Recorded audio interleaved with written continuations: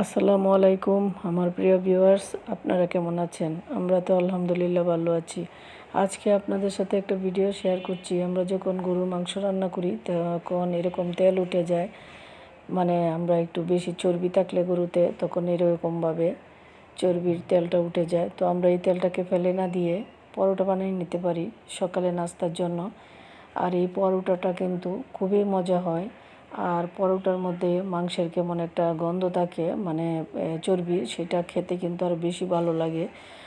আর আমরা বাইরের তেলটা ইউজ না করে এটাই করতে পারি।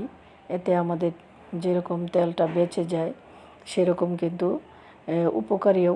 কারণ আমি একটা হুজুরের বয়ান শুনেছিলাম যে হুজুর বলছিলেন যে বাইরের তেলের থেকে গরুর যে চর্বিটা, গরুর যে তেলটা, সেটা ফেলে না দিয়ে ব্যবহার করা যায়, সেটাও খাওয়া যায়। এটাতে কোনো ক্ষতি করে না, কারণ আল্লাহ নিজে সেই তেলটা গরুর মধ্যে দিয়েছেন, যেটা মানুষে খেলে কোনো ক্ষতি হবে না। তো যাই হোক, আমি এই ভিডিওটা শুনেছিলাম তাই আপনাদের সাথেও শেয়ার করে ফেললাম। আমি কিন্তু ফেলে দেই না, না ফেলে এরকম পরোটা বানিয়ে দিয়ে দেই। আশা করি ভিডিওটা আপনাদের ভালো লেগেছে। ভালো লাগলে অবশ্যই কমেন্টে জানাবেন। আজকের মতো এখানেই শেষ করলাম। আল্লাহ হাফেজ।